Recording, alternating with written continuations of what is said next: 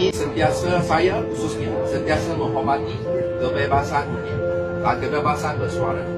Sebab itu, sekiranya ada rakan-rakan media yang rasa tertilak, saya talih balik dan juga mohon maaf. Supaya kita dapat fokus.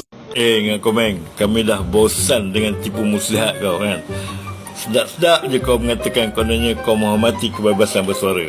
Tapi bila rakyat bersuara, suka-suka je kau nak report lah dan sebagainya, nak tangkap dan sebagainya. Tapi bila kau setelah silap melakukan terhadap wartawan baru-baru ni, suka-suka kau nak minta maaf. Itulah kerja kau. Buat salah minta maaf, buat salah minta maaf. Tahu nama Tuhan kami pun kau minta maaf.